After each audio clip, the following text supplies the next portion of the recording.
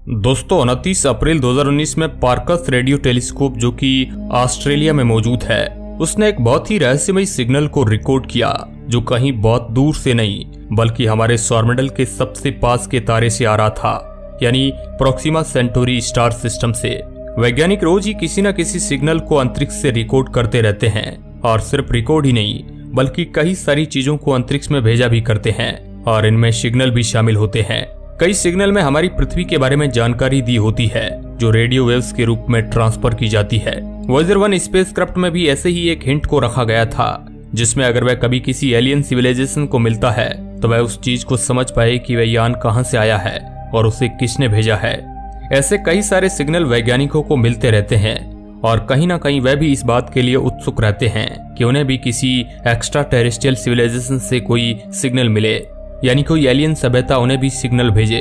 खैर, आज के इस वीडियो में हम आपको इन्हीं सिग्नल के बारे में बहुत जरूरी और महत्वपूर्ण जानकारी देने वाले हैं, इसलिए इस वीडियो को अंत तक जरूर देखिएगा। हेलो दोस्तों, मैं हूं आपका दोस्त सुरेश सांचोरी और आप रहस्य टेलीविजन यूट्यूब चैनल देख रहे हैं। आइए जानते हैं अंतरिक्ष की तलहटी से आने वाले इन रहस्यमय सिग्नलों के बारे में। वैज्ञानिकों द्वारा कई सालों से सेटी प्रोजेक्ट को चलाया जा रहा है जिसमें हमारे अंतरिक्ष में मौजूद एलियन सिविलाइजेशन को ढूंढने की कोशिश की जाती है। अब आपके दिमाग में यह सवाल आ सकता है कि कैसे आखिर ये वैज्ञानिक इन सिग्नल्स को कैच कर लेते हैं। दरअसल हमने आपको जिस सेटी प्रोजेक्ट के बारे में आपको बताया है उसका मतलब होता है search for extra terrestrial intelligence, यानी ऐसे लोगों को ढूंढना जो हमसे मेल नहीं खाते हो, यानी सीधी भाषा में बोले तो एलियन को ढूंढना। इसी मिशन के तहत कई सारे टेलीस्कोप को स्थापित किया गया है और सबसे ज्यादा अमेरिका में ही मौजूद है, जहां पर तकरीबन 20 बहुत ही विशाल टेलीस्कोप का एक ग्रुप है और इनमें से हर एक टेलीस्कोप करीब 20-20 फीट का है। इसमें रेडियो रिसीवर लगे हुए हैं जिससे अंतरिक्ष से आने वाली छोटी सी भी रेडियो वेव इनके द्वारा कैच कर ली जाती है और फिर वैज्ञानिक उस पर अच्छे से रिसर्च करते हैं और ये पता लगाते हैं कि वह अंतरिक्ष के किस भाग से आई है और वह कितने सालों से चली आ रही है। इस प्रोजेक्ट के भाग में एक और टेलीस्कोप है जिसका नाम है BLC-1 और यह ऑस्ट्रेलिया में मौजूद है। इसी ने हमारे सबसे पास के तारे से आने वाली रेडियो वेव्स को डिस्कवर किया जिसका नाम है प्रोक्सिमा सेंटोरी।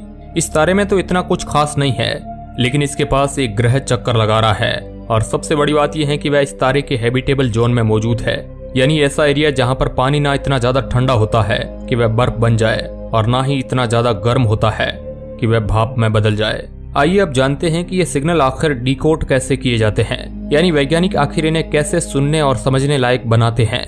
जिस सिग्नल के बारे में हमने आपको बताया है कि वह इस प्रोक्सिमा सेंटोरी से आया था, उसे 1 साल तक आर्काइव में रखा गया था और उसके बाद उसे निकालकर अक्टूबर 2020 में समझा गया और तब पता चला कि वह तो बिल्कुल एक प्लेन सिग्नल था जो धीरे धीरे धुंधला हो रहा था और फिर से धीरे धीरे बाहर को सुनाई दे रहा था। इससे यह पता चला कि वह किसी ग्रह से आ रहा है, क्योंकि ग्रह के साथ ही ऐसा हो सकता है।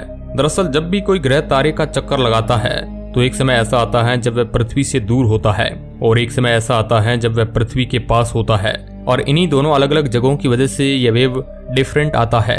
दोस्तों, वैज्ञानिक इतने सारे सिग्नल को अंतरिक्ष से कैच करते हैं जितना आप सोच भी नहीं सकते हैं। अंतरिक्ष में ना जाने ऐसे कितने सारे पिंड मौजूद है जो रेडियो वेव्स बहुत भारी मात्रा में बाहर छोड़ते हैं और इनका सबसे आम एग्जाम्पल है GRB यानी गामा रे बर्स्ट और पल्सर। अगर आपको नहीं पता हो तो बता दें कि पल्सर एक तरह का न्यूट्रॉन तारा होता है जिसके ध्रुव से बहुत भारी मात्रा में रेडियो वेव्स निकलती है। अब क्योंकि यह तारा बहुत तेजी से घूमता है इसलिए यह पल्स करता है और इसलिए इसका नाम पल्सर रखा गया।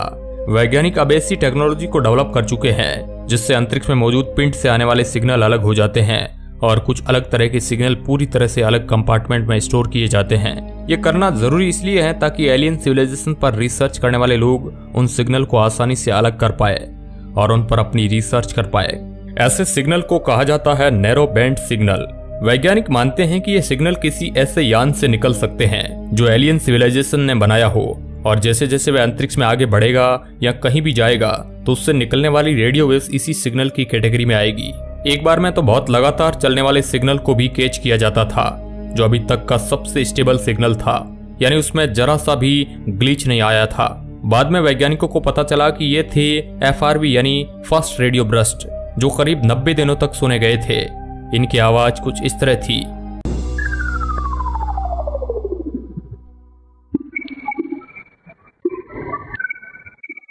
वैज्ञानिक ऐसा मानते हैं कि मैग्रेटर से निकलने वाले सिग्नल बिल्कुल एलियन सिविलाइजेशन के द्वारा भेजे गए सिग्नल जैसे हो सकते हैं।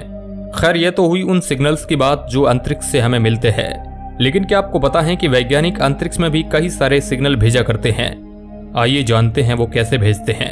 पृथ्वी से सबसे पहले सिग्नल को अंतरिक्ष में 1974 में भेजा गया था और ये अरेसिबो लेबोरेटरी के वैज्ञानिकों ने किया था। ये सिग्नल एक बाइनरी कोड में बना हुआ था और अगर ये किसी को मिलता है और वह इसे सॉल्व कर लेते हैं तो उन्हें कुछ इस तरह की तस्वीर अपने सामने दिखाई देगी। इस तस्वीर में तो हर चीज दिखाई गई है जो हम इंसान हैं। जरूरी बात यह है कि इसमें इंसानों को दिखाया गया है जिससे वह समझ पाएंगे कि यह किसी ऐसी सभ्यता से आया है जो कुछ ऐसी दिखती है। अब ऐसा भी हो सकता है कि वे लोग इसे सॉल्व ना कर पाए, तो इसके लिए भी एक सॉल्यूशन है। दरअसल इस सिग्नल को इस तरह से डिजाइन किया गया है कि अंतरिक्ष से आने वाले हर सिग्नल से ये पूरी तरह से अलग है, जिससे आधुनिक एलियन सभ्यता या कोई भी एलियन सभ्यता ये बात तो समझ ही जाएगी कि यह सिग्नल इंटेलिजेंट बीइंग के द्वारा भेजा गया है जो थोड़ा बहुत तो उन्नत हो ही चुके हैं। दोस्तों M13 नाम की एक गैलेक्सी में सिग्नल को भेजा गया था, लेकिन इसे वहां तक जाने में ही करीब 25,000 सालों का समय लगेगा क्योंकि उसकी दूरी हमसे काफी ज्यादा है। जब तक ये सिग्नल वहां पर पहुंचेगा तब तक शायद हम इंसान इस पृथ्वी पर नहीं रह रहे होंगे और हमने अपने पूरे सौरमंडल को और साथ ही में शायद अपने आसपास के सौरमंडल को भी पूरी तरह से कब्जे में ले लिया होगा। या फिर ऐसा भी हो सकता है कि हम इंसान इस गैलेक्सी को ही छोड़कर जा चुके हो, क्योंकि 25,000 साल का समय बहुत ज्यादा होता है और इसमें हम इंसान ना जाने कितने ज्यादा उन्नत हो जाएंगे। सिर्फ इतना ही नहीं, पायनियर 11 और पायनियर 12 नाम के यान में भी ऐसे ही रिकॉर्ड डाले गए थे जिसमें एक तस्वीर थी और उस तस्वीर में हम इंसानों की एक ड्राइंग बनी हुई थी। ये तो हुई बहुत छोटे छोटे सिग्नल की जानकारी, लेकिन सबसे महत्वपूर्ण और सबसे अच्छा सिग्नल और जानकारी जो आज तक अंतरिक्ष में भेजी गई है वह थी वॉयेजर गोल्डन रिकॉर्ड।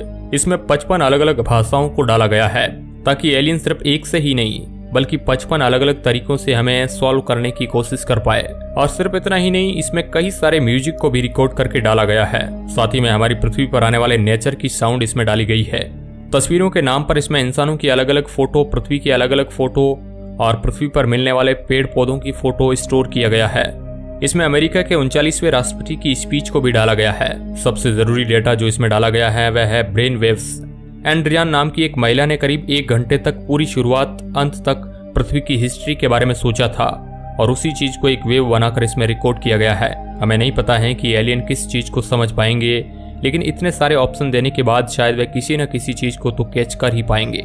यदि मान लेते हैं कि ये सब चीजें एलियन के पास पहुंच जाती है और वह इतने ज्यादा एडवांस भी होते हैं कि वह इन सब चीजों को समझने के काबिल हो जाते हैं और वे इतने भी अच्छे होते हैं कि इन सब चीजों को समझने के बाद वे हमें वापस से एक सिग्नल भेजते हैं जो इन्हीं 55 भाषाओं में से किसी एक भाषा में होता है।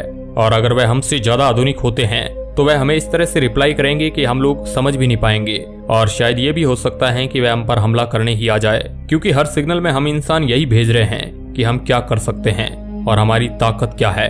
अगर वह लोग हमसे आधुनिक हुए और अगर वह अपनी ताकत दिखाने पर आ गए तो शायद हम इंसान बच पाएंगे।